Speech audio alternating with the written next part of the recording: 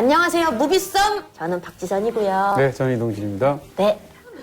너의 이름은? 너의 이름입니다. 네. 그렇습니다. 신카이 마코토 감독이 항상 이전에 별명들이 뭐 빛의 마술사, 색채의 마술사, 심지어 배경왕 이런 것도 있습니다. 배경을 따로 그리기도 하니까 그런 부분에서 신카이 마코토의 그림체가 갖고 있는 굉장한 서정성이 있는데 제일 유명한 작품이 뭐 초속 5cm인데 그 벚꽃 떨어지는 그렇습니다. 거예요? 벚꽃 떨어지는 속도가 영화의 제목이에요. 얼마나 서정적이에요. 참 잘 지었어요. 네. 그렇죠. 초속 5cm는 뭐야? 근데 벚꽃이 떨어지는 속도래. 뭔가 마음에서 이렇게 바람이 싹 지나가죠. 제목을 너무 잘 지었어요. 그렇죠. 그리고 언어의 정원이라는 작품도 보시면 거기 이제 신주쿠 공원을 주로 나오게 되는데 그 공원을 그려낸 걸 보면 너무너무 신비롭고 아름답고 뭐 서정적이고 이렇게 그려내죠. 바로 그런 신카이 마코토 감독의 특기가 이 영화에서 너무 잘 살아 있고요. 아주 폭발하죠. 다. 네. 어떤 장면들이 일단 그림이 너무 좋았습니까?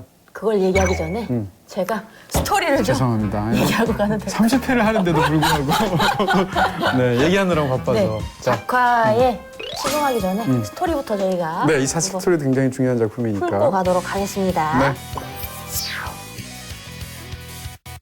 전혀 모르는 사이에 도쿄 소년 타키와 시골 소년 미츠하.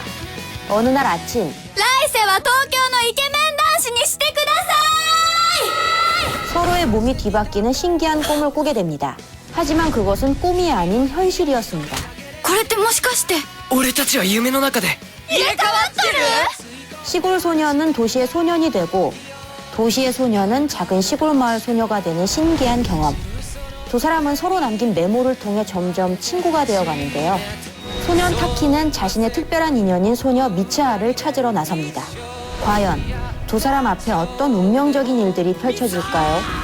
오늘의 무비썸, 기적 같은 사랑 이야기, 너의 이름은입니다. あなたは誰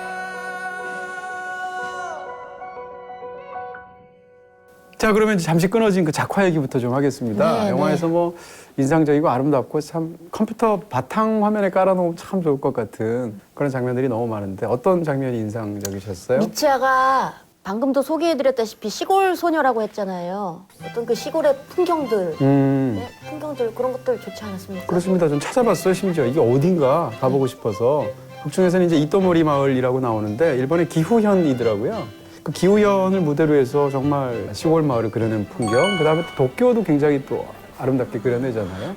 그 양 공간을 너무 멋지게 그려냈다고 얘기할 수 있을 것 같고 무엇보다도 이게 1200년마다 한 번씩 지구에 가까워오는 티아마트 해성 이런 해성의 존재가 갖고 오는 어떤 굉장히 신비로운 근데 그 해성의 모습이 너무 아름답게 그려져 있지 않나요? 해성 막 떨어질 때. 그래서 그게 오프닝부터 약간 그렇죠, 그렇죠. 그 장면들이 막 연출이 되잖아요. 네. 마치 뮤직비디오처럼 노래와 함께 막 장면이 막 연출돼서 네. 아, 이거 보통은 아니겠구나 싶기도 그렇습니다. 했죠. 네. 뭐 수면 위에 햇살이 막 반짝이는 모습이라든지 하늘이 막 구름이 막 펼쳐지면서 천변만화하는 모습이라든지 이런 모습들이 너무 아름답게 그려져 있고 기본적으로 이런 뭐 자연적인 그런 묘사에 관해서는 뭐 신카이 마코토가 워낙 잘하는 부분이라서 영화를 보면서 역시 신카이 마코토다 이런 생각을 했고요. 또 하나는 그런 거 말고 다른 부분에서도 굉장히 인상적인 작화가 있다는 생각이 들었습니다. 이 영화에서는 애니메이션인데 굉장히 많은 그 카메라 앵글들을 적극적으로 구사를 해서 예를 들면 밑에서 위로 올려 찍는 로우 앵글이라고 하죠. 그다음에 많이 배우셨던 부감, 네, 부감. 위에서 아래로 내려 찍는 하이 앵글을 쓰기도 하고 예를 들어서 거기서 이제 미다지 문이지 않습니까? 일본의 전통 문이. 그 장면 기억나죠? 정말 그게 궁금했어요. 왜 그 항상 문 닫힐 때 미닫이 문인데 지하철 문 닫힐 때 집에 있는 미닫이 문 닫힐 때 항상 그렇죠. 문이 이렇게 닫히는 사이드에서 네, 수직으로 이렇게 오도록 되어 있죠. 왜 자꾸 그렇게 그것에 대해서 뭐 정확한 의미를 제가 얘기할 수는 없고요. 근데 이런 거 의미를 있습니다. 찾으셔야죠. 아니요, 모든 것에 의미가 있는 건 아니에요. 만드는 사람들이 하나 모든 것에 상징이나 의미를 두는 건 아닌데. 근데 그러기에 너무 자주 나오는데. 그러니까 그런 얘기 말씀을 드릴 텐데 그런 장면들이 일종의 시적인 리듬을 영화 속에 부여합니다. 그러니까 시적인 리듬이라는 것은 사실은 반복이 되고 두 번, 세 번, 네 번 나올 때 리듬이라는 것이 생겨나지 않습니까? 그런 부분이 있고 앞부분에서는 집요하게 주로 미닫이문을 보여주는데 뒤로 가면 전철역에서 문이 닫히는 것도 같은 앵글로 보여주게 되죠. 그리고 이 영화에서 가장 중요한 테마는 잊는다라는 테마예요. 근데 그것은 이제 뒤에 후반부에 말씀을 드릴 텐데 이것을 수직적으로 닫히게 함으로써 초반 부분에서 어떤 단절의 느낌을 굉장히 강하게 주겠죠. 근데 그것이 뒤로 가면 이어지는 테마로 바뀌지 않을까.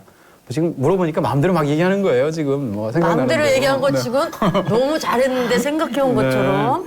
좌우지간 이런 그 부분들이 있어서 말씀드린 그런 로우 앵글을 사용하는 방식 이런 게 굉장히 인상적인데 처음에 그 몸이 바뀐 다음에 미치아의 몸으로 타키가 나오고 아침을 만드는 풍경들이 영화 속에 펼쳐지는데 그 장면도 굉장히 인상적이에요. 제일 먼저 가스레인지 불을 이렇게 탁 켜서 불이 착 올라오는 장면인데 네네. 그건 정면 쇼트로 보여줘 이렇게. 그 다음에 밥솥을 딱 여는데 밥솥 안에서 밥솥을 여는 사람의 얼굴을 밑에서 위로 올려 찍는 로우 앵글을 보여준단 말이죠. 그 다음 세 번째 쇼트는 뭔가 하면 계란 프라이인데 정반대로 위에서 부감으로 직부감으로 내려서 찍어요.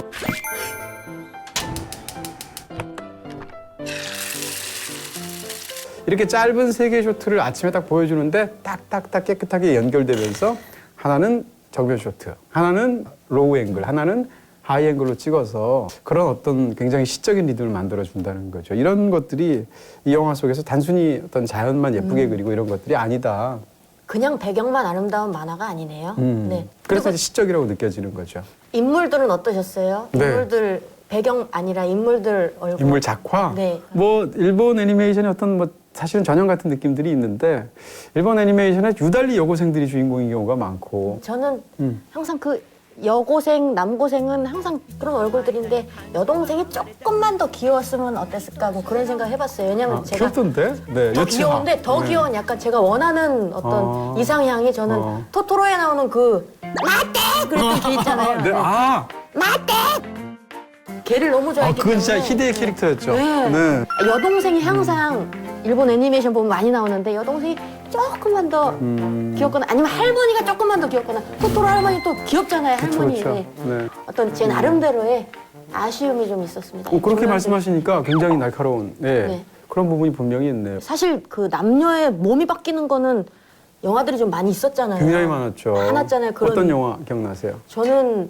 옛날 사람이라고 생각하실지도 모르겠는데 체인지라고. 체인지. 네, 우리 어린 청소년들은 잘 모르죠 그 영화. 추억의 이름 정준 아닙니까? 정준 김소연 네. 주연의 맞아, 김소연. 네. 체인지라고. 네, 네. 김소연 씨가 이렇게 갈매기 눈썹 그리고 나오는. 네네.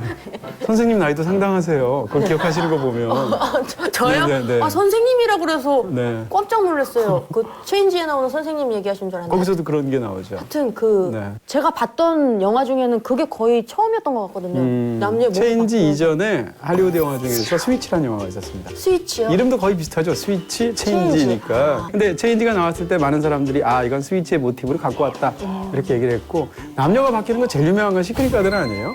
길라임 씨가 나오는. 예. 그 아주 유명하죠. 네, 그것도. 그 시크릿 가든이 아마 제일 유명하지 않을까. 일본 영화에서 그 10대들을 상대로 해서도 역시 몸이 바뀌는 영화들이 또 있어요. 전학생이라는 영화가 있습니다. 전학생이요? 네, 거기서도 이제 몸이 바뀌고 해서 타임슬립만큼이나 자주 쓰는 것 중에 하나가 몸 바뀌는 모티브죠. 맞아요. 네. 그런 면에서 그거 자체가 이 영화에서 뭐 특별할 건 없다. 또 개인적으로 떠오르는 건 메멘토.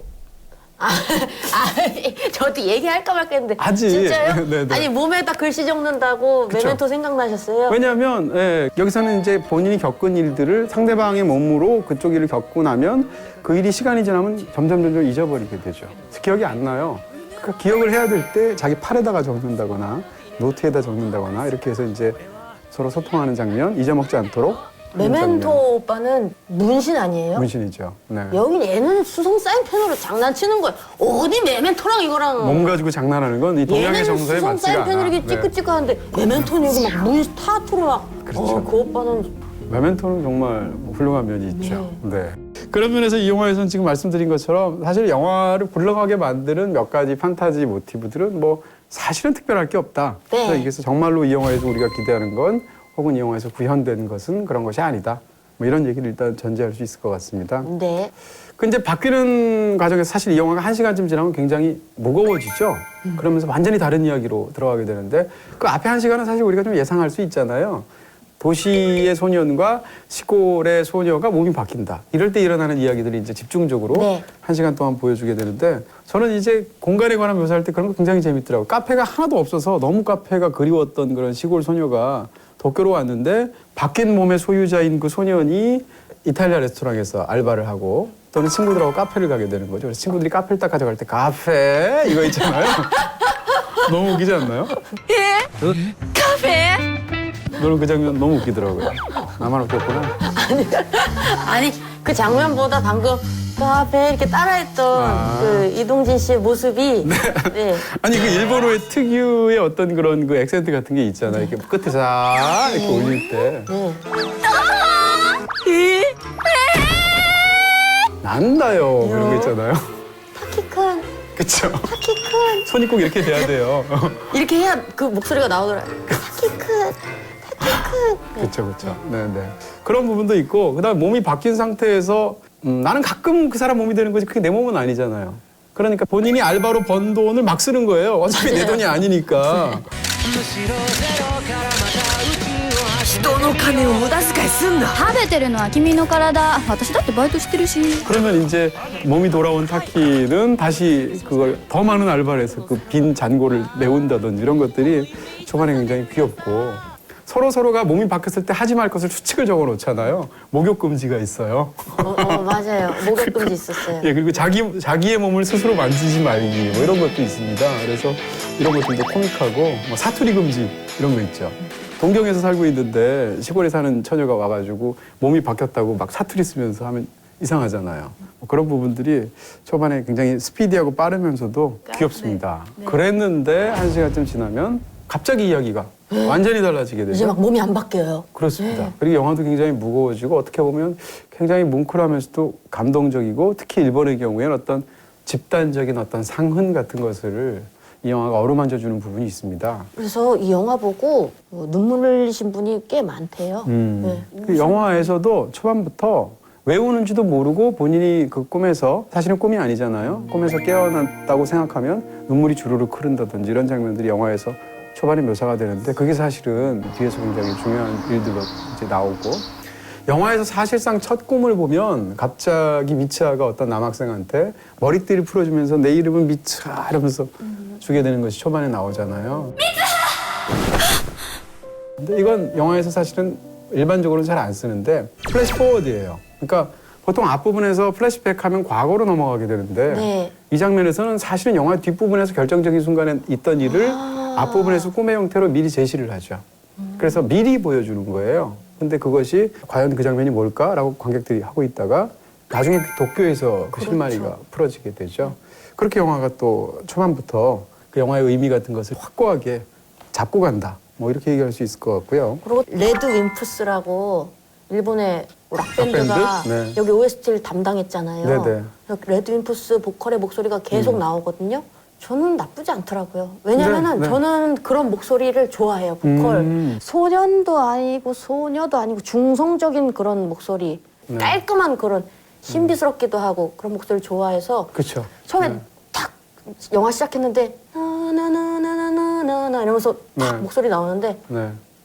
어머 봐라 막 이러면서 그래요. 예를 들어서 뭐 바이브레이션 같은 걸 이용 안 하고 안 해요. 약간 소년의 목소리인데 뭔가 이렇게 외로운 소년의 목소리? 네네네. 뭐 일본 밴드 중에 굉장히 유명한 뭐 세카이노 오와리 같은 밴드가 있는데 그런 세카이노 오와리의 목소리 같은 그런 목소리가 바로 이 영화에서도 이제 레드 윈프스라는 밴드가 부르는 그런 목소리인데 듣고 있으면 워낙 이게 잘 들려요. 스타일, 보컬 스타일도 그렇고 음악 스타일도 그렇고 멜로디도 명확하고 거기다가 이 영화를 위해서 스토리 그 가사가 너무 잘 맞잖아요. 그러니까 사실상 그 노래가 나온 뮤직비디오처럼 나오는 장면들조차도 영화에서 핵심적인 부분들을 굉장히 서정적인 어떤 가사에 담아서 전달하는 역할을 하죠. 私たち超えれるかなこの先の未来数えきれぬ困難を 그런 면에서도 음악이 저는 좀 약간 과한 느낌도 있는데 대중적으로는 굉장히 강력하게 사용이 된 것 같아요. 대중적으로 강력하게 사용돼서 정말 이 인기가 많았대요. 이 음반도 많이 팔리고요. 글쎄요. 레드 윈프스도 엄청 유명해졌대요. OST 같은 게 굉장히 많이 팔렸다고 OST 하죠. 유명해지고 저 여기 오기 전에 몇 번 들으면서 왔어요. 근데 영화를 보면서 이제 제가 든 생각은 10대 시절에는 현실과 꿈과 환상을 잘 구분 못할 때가 있잖아요. 어렸을 때. 그렇죠? 꿈에서 뭔가 꿈을 꿨으면 이게 실제로 일어난 일인가 뭐 이런 생각도 하잖아요. 저는요 사실 지금도 이래요. 아, 지금 꿈 같으세요? 잘 이게 꿈인지 현실인지 네. 지금이 막 꿈 같기도 하고 그래요. 평소에 이제 연모하던 이동진 평론가님과 이렇게 함께하는 시간이 막 꿈 같고 근데 그동안 나한테 이렇게 막 다뤘어. 네. 저는 사실 액자 꿈을 많이 꿔요. 꿈속에서 액자 꿈이요? 깼는데 또 꿈인 또 거예요. 꿈이고? 그런 거 많이 꾸고요. 그런 식의 사람마다 꿈에 관한 뭐 이런 게 있는데 이 영화에서 이제 어린 시절에 꾸게 된 꿈이 있잖아요. 꿈을 꾸었을 때 그게 그냥 꿈이겠지 이렇게 생각하고 극 중에 또 할머니가 나오게 그런 말을 합니다. 미츠하, 나도 너 같은 10대 시절에 그렇게 꿈에서 다른 사람들 만나고 이런 꿈 많이 꿨어 라고 하는데 할머니조차 그걸 꿈이라고 생각하지만 영화를 다 보고 나면 신카이 마코토는 그런 상상을 했던 것 같아요. 우리가 꿈속에서나 상상 속에서 누구를 만나는 걸 했을 때 그것이 과연 꿈이었을까? 꿈이 아니었으면 어땠을까? 그런 걸 통해서 이제 혜성이 와서 남녀가 바뀌는 이야기를 상상하지 않았을까? 뭐 그런 생각이 개인적으로는 들더라고요. 취향저격 무비 속 시작합니다. 네, 오늘도 많이 질문들 올려주셨습니다. 감사합니다. 아예 콕 찍어서 지선 씨 이름이 제일 위에 올라가 있는 걸 제가 먼저 네. 질문을 드릴게요. 우리 정환님이네요. 네. 우리 지선 언니랑 동진님이랑 두 분이서 몸이 바뀌게 된다면 제일 먼저 하고 싶은 건 무엇인가요? 뭘 해야 되지? 이 몸으로는 할 게 없구나. 아니, 할 게 없어. 방송에 나가서 실언을 좀 해볼까요? 뭘 할까요? 실언, 네, 아재 개그. 네. 뭘 해볼까요? 네. 아, 저는 갑자기 궁금하네요. 저는 해보고 싶은 게 있어요. 뭐요? 지선 씨 몸을 가졌다. 이거 한번 해보고 싶습니다. 돌고래 이 하이톤. 아, 하이톤을 너무 궁금해요. 그거 어떻게 하는 건지. 그거는 제가 네. 그 몸만 가능한 거 아니에요? 가르쳐 드릴 수 있어요. 어떻게 하는 거예요? 제 몸이 꼭 아니어도 돼요. 네.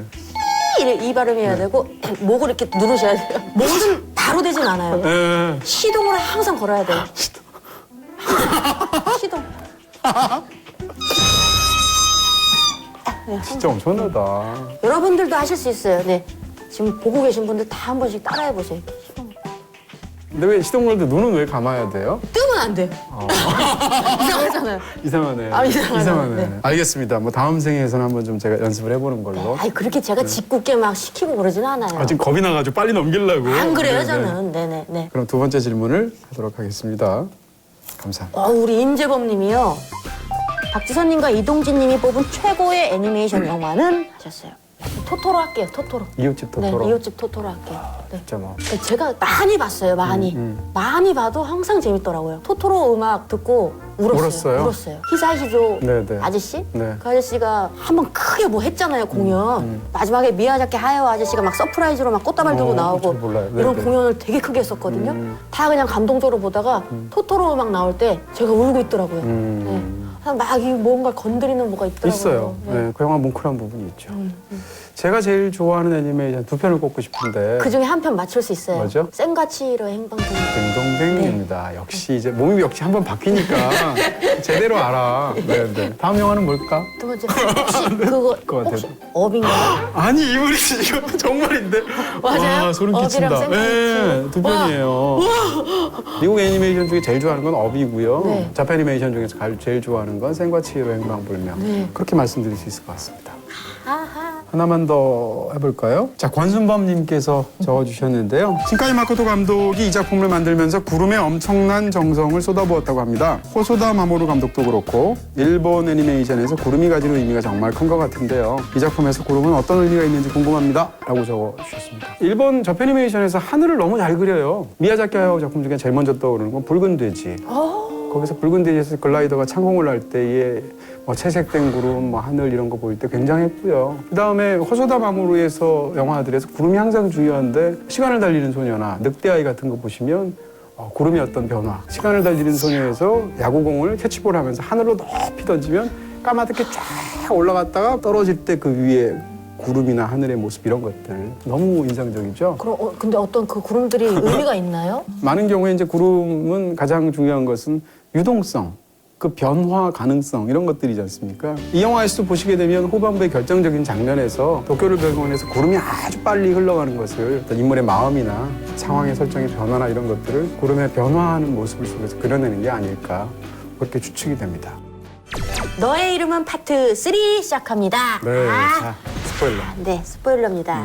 네, 시동 거나요? 18옥타브까지 한번 올려볼게요.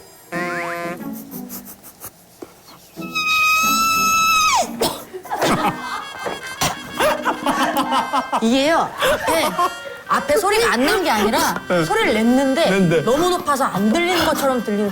정말 귀가 좋으신 분 앞에 들렸을 거예요. 네, 진정으로 영화를 사랑하는 사람만 들을 수 있다는 바로 그, 네. 너무 이제 네.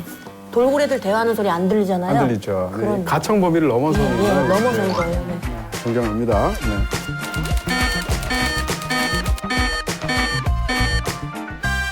파트 3 이제 할 얘기가 많습니다. 네네. 자, 이제 스포일러까지 얘기했으니까 영화가 1시간 넘어가면 뒤는 완전히 다른 얘기. 네. 바로 그 마을에 어떤 굉장히 큰 재앙이 사실은 예비가 되어 있었죠.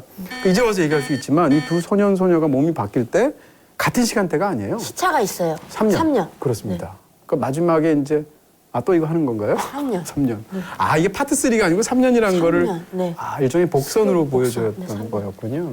그 3년 세월 사이에 사실은 끔찍한 일이 있었던 거죠. 네. 이 마을에 바로 1200年に一度という彗星の来訪がいよいよ一月後に迫っています 1200년마다 한 번씩 온다는 이 티아마트 해성이 끝부분이 핵이 갈라지게 되죠. 그러면서 갈라진 핵이 하필이면 이 마을에 떨어지게 되는데 그때 이 마을에서 하필이면 그 시간에 축제를 하고 있었죠. 그래서 축제를 하고 있는 마을 주민들을 덮쳐서 주민의 상당수가 죽게 되는 수백 명이 죽는 참사가 벌어지게 되고 마을은 그 자체로 쑥대밭이 돼서 영원히 없어지게 되는 그런 상황인 거죠. 근데 몸이 바뀌는 설정에서 이 타키는 그걸 몰랐던 거죠.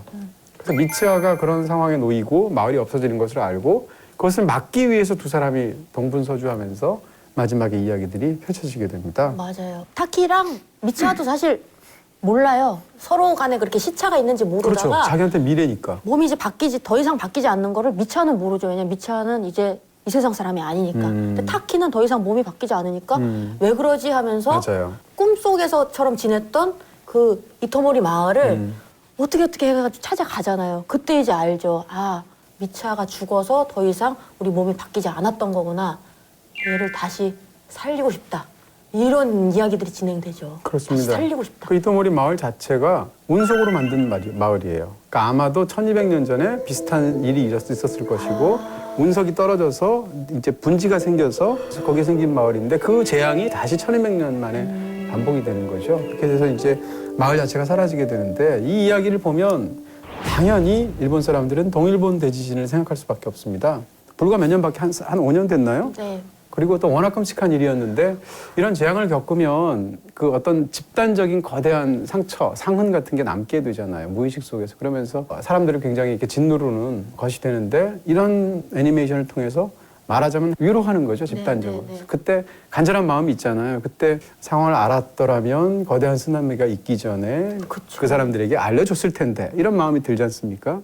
만약에 이 영화가 한국에서 만들어졌다고 쳐보세요. 그러면 세월호 얘기가 나오지 않았겠습니까? 저도 생각났어요. 네, 보면서. 그럴 수밖에 없어요. 중간에 보면 심지어는 이장이 움직이지 말고 그 자리에서 가만히 있어라는 말을 하게 되는데 이런 것은 사실은 일본 애니메이션이니까 세월호하고 관련이 없잖아요. 근데 우리에게는 집단적인 상흔이 생겼기 때문에 이제는 그런 대사만 들어도 울컥하는 느낌이 드는 거예요. 그러니까 마찬가지로 그런 것들을 다루는 어떤 일종의 거대한 위로 같은 그런 부분이 있었을 것이다. 그리고 스포일러니까 얘기를 하는데 위로를 해줘요. 그래서 살리잖아요. 네. 그렇죠. 그래서 결국은 주민 돌이키는 대부분이 거죠. 다 살아요. 그게 어떻게 보면 예술이 역사에 작용할 수 있는 위로예요. 그러니까 역사는 되돌릴 수가 없잖아요. 너무나 수많은 사람들의 아픈 일들을 남기게 되는데 예술에서는 그걸 할 수 있잖아요. 그런 면에서 보면 이런 영화 갖고 있는 1,500만까지 들게 되는 것은 이 영화에 굉장히 강력한 재미가 있었겠지만 그 못지않게 그런 어떤 가장 깊은 곳의 상처를 어루만져주는 그런 터치가 이 영화에 사실 있는 거죠. 그리고 또 이제 뭐 여러 가지 이야기할 수 있는데 이 영화가 제가 굉장히 재밌게 본 건 모계 사회를 다룬다는 거예요. 이 영화에서 가장 중요한 전통은 여자들로 연결이 되는데 죽은 사람들 명부에 있지 않습니까? 할머니도 네. 죽고 그 사건 때문에 결국은 나중에는 되돌려서 살아났지만 그리고 이제 미츠와 요츠와 이름 다 나오는데 이게 한자로 할머니가 일엽이에요. 그러니까 이파리 하나. 그다음에 미츠하는 3엽이고 요츠하는 4엽이에요. 아마도 추측컨대 극 중에서 어머니는 죽은 걸로 되어 있는데 어머니는 2엽이겠죠. 그러니까 이파리 하나 둘 셋 넷이에요. 그렇게 해서 여성들 사이로 이 일본의 어떤 전통 같은 것이 끊임없이 내려오고 있고 거기에 대해서 이 사위도 이 두 번째 다시 말해서 어머니랑 결혼을 해서 자기 아버지가 이 신사를 지키는 일을 하다가 엄마가 죽고 나니까 나한테는 아내가 중요했던 거지 이건 말이 안 되는 일이다 하고 나가서 정치를 하잖아요. 이장을 하잖아요. 그 남은 할머니가 딸들과 함께 손자들과 함께 이걸 지키잖아요. 그렇게 해서 영화 속에서 이 집안의 여성들이 아마도 오랜 세월부터 꿈으로 착각했지만 꿈이 아니라 누군가와 이렇게 바뀌는 일들을 계속 겪어왔을 것이다라는 것이 암시가 되어 있고 그런 것이 이제 영화 속에서 펼쳐지는 게 굉장히 재밌었고요. 그리고 이제 이런 것은 결국은 그럼 몸이 어떻게 바뀌는 거야? 이런 걸 설명을 안 하지 않습니까? 근데 설명을 안 하더라도 그걸 설득력 있게 만들려면 시각적으로 뭘 강렬하게 제시를 해주거나 아니면 영화 속에서 굉장히 그것이 자연스럽게 녹아 있어야 되는데 영화에서는 그걸 두 가지. 하나는 황혼, 하나는 해성. 이거죠. 그래서 해성이 떨어지는 순간 막 낮이 끝나고 밤이 되고 있는데 그러면서 재앙이 시작되는 건데 이 황혼이 신비한 힘이 있다라는 것을 초반부터 약간 암시를 주죠. 네. 선생님이 수업을 하잖아요. 黄昏これが黄昏時の語源ね。黄昏時はわかるでしょ。夕方昼でも夜でもない時間、世界の輪郭がぼやけて人ならざるものに出会うかもしれない時間。 그 얘기가 뭔가 뭐 황혼이 지면 저기서 오면은 사람은 사람인데 누군지 모르잖아요. 그래서 누군가 그는 이라고 그 황혼을 지칭한다는 거죠. 근데 이 얘기가 왜 중요한가 하면 이 영화에서는 너의 이름을 계속 묻는 영화인 거거든요. 네. 너의 이름을 끊임없이 물으면서 그것을 망각에 저항하기 위해서 계속 외우려고 하는데 자꾸 잊어버리는 그런 얘기잖아요. 그 속에서 이 두 사람이 바뀌게 되는 것을 황혼으로 설정한다는 거죠. 그런 면에서 본다면 초반부터 사실은 이런 얘기를 굉장히 밀접하게 두고 있는 거예요. 그리고 이제 또 하나는 붉은 실이 갖고 있는 어떤 일본에서의 느낌이 있습니다. 일본 고사기라는 옛날 역사서가 있잖아요. 거기서 붉은 실에 대한 얘기가 있거든요. 그래서 일본인들은 붉은 실하면 인연을 생각해요. 중국에도 있습니다. 중국에도 월화노인이라는 게 있잖아요. 그래서 이 사람은 일종의 중매를 해주는 그 노인인데 그 일본 중국에서도 이 붉은 끈, 붉은 밧줄 하면은 역시 두 사람의 이어지는 인연 같은 걸 상징하거든요. 어찌됐건 그 붉은 실이 갖고 있는 것들이 영화 속에선 실매듭을 짜는데 실매듭을 짜는 것 자체가 굉장히 중요한 지켜야 할 전통이고 이 매듭 자체가 그 초반에서 아까 플래시 포워드로 나왔던 머리띠를 전달하게 되는데 남자 주인공은 팔에다가 두르게 되고 여주인공은 머리띠에 의해서 3년 뒤에 다시 만났을 때 돌려주잖아요. 뭐 이런 설정들을 통해서 사실은 두 사람의 신비한 인연을 영화가 어떻게 신비롭게 보여줄 것인가 라는 거죠. 그때 네. 시간적으로는 황혼과 해성이고 시각적으로는 지금 말씀드린 것 같은 매듭을 통해서 모습이 있는다라는 것을 영화에서 집중적으로 보여주고 있어서 사실은 좀 뭉클한 부분들이 있죠. 네. 네. 자, 이제 명대사 적어주실 시간인데요. 뭐 노래 가사 적어주셔도 되고요. 짜잔. 제가 뽑은 너의 이름은의 명대사는요. 짜라란. 요겁니다. 네. 손바닥이 정말 적습니다. 근데 왜 하필이면 뭐 많은 것들 중에서 서로 이제 황혼 그 기적의 시간에 다시 만나가지고 이 시간이 끝나도 서로 이름을 잊지 말자고 그 타키가 우리 그러면 서로 이름을 적어주자 그래서 여자 손바닥에 이름 먼저 적어주고 여자는 쓰려고 하는 순간? 하는데 이제 둘이 또 이제 그쵸. 딱 이렇게 돼가지고 네. 도머리 마을을 구해야 되니까 막 동분선주하다가 그러면서도 또 이름 안 까먹으려고 너 이름은 계속 생각하면서 가다가 이렇게 또 넘어지죠. 자빠져요. 예. 네. 손바닥을 딱 보는데 남자애가 이름을 안 적어놓고 좋아해라고 적어놨어요, 여러분. 글쎄. 스키다 아, 예. 이렇게 적어놨대요. 네. 그리고 제가 또 사랑이란 말보다 좋아해란 말을 더 좋아합니다. 이동진 좋아해! 이동진 좋아해! 죄송해요. 아니 너무 좋아서. 이런 거 되게 싫어하시죠? 아니 왜 싫어요? 좋아하지. 이런 거 되게 싫어하시는데. 아니 왜 싫어요? 나 좋다는데. 네. 반사 이래야 되나? 무기성 30회 너의 이름은 편 이제 마치도록 하겠습니다. 계란 한 판이네요. 네. 그럼 저희 물러가도록 하겠습니다. 여러분 시청해 주셔서 감사합니다. 고맙습니다.